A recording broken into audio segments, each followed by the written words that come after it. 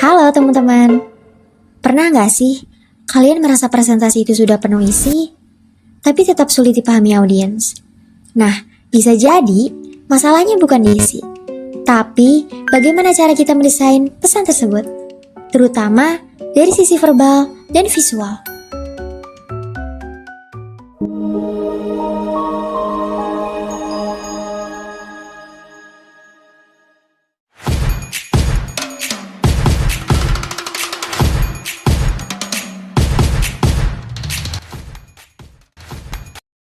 Tipers, masih ingat dengan pembahasan sebelumnya tentang 4 kategori desain dalam tahapan persiapan presentasi?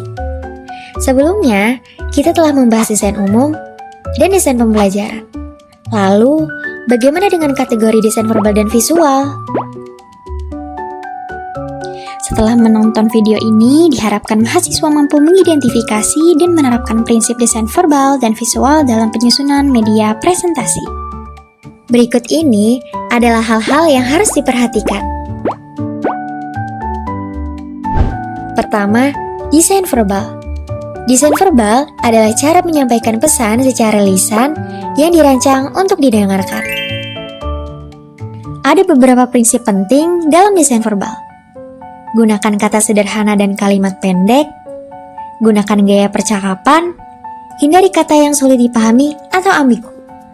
Jelaskan dengan contoh atau analogi yang dekat dengan audiens. Gunakan pengulangan seperlunya untuk menegaskan poin penting. Jika menggunakan humor, pastikan relevan dan tidak menyinggung ya. Yang kedua, desain visual. Visual berfungsi untuk memperjelas dan memperkuat pesan verbal. Desain visual yang efektif menekankan pada kesederhanaan. Setiap visual sebaiknya hanya menyampaikan satu ide utama. Batasi jumlah kata. Gunakan kata kunci, bukan paragraf panjang. Ketiga, keterbacaan atau legibility. Keterbacaan dipengaruhi oleh 4 faktor utama. Yang pertama, ukuran huruf harus cukup besar agar mudah dibaca.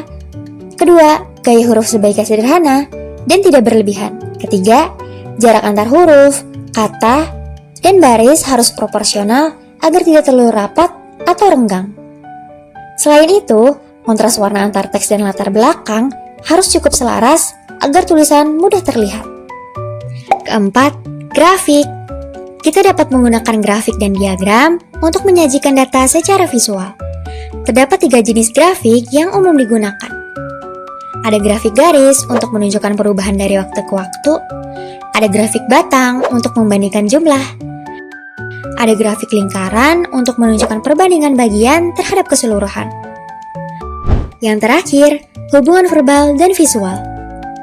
Dalam presentasi, elemen verbal dan visual harus saling mendukung dan memperkuat pesan. Ketidaksesuaian antara keduanya dapat menyebabkan kebingungan. Oleh karena itu, penting untuk memastikan bahwa visual yang ditampilkan relevan dengan penjelasan yang disampaikan. Gunakan kata penghubung antar visual yang dapat membantu menciptakan alur yang lebih jelas. Tipers, untuk memperdalam pemahaman kalian tentang desain verbal dan visual, yuk coba analisis studi kasus berikut ini. Kalian boleh pause video terlebih dahulu untuk membaca dan memahami kasusnya ya. Melalui studi kasus tadi, kita dapat memahami bahwa desain verbal dan visual harus saling mendukung agar pesan dalam presentasi dapat tersampaikan dengan jelas dan efektif. Sampai jumpa di pembelajaran berikutnya.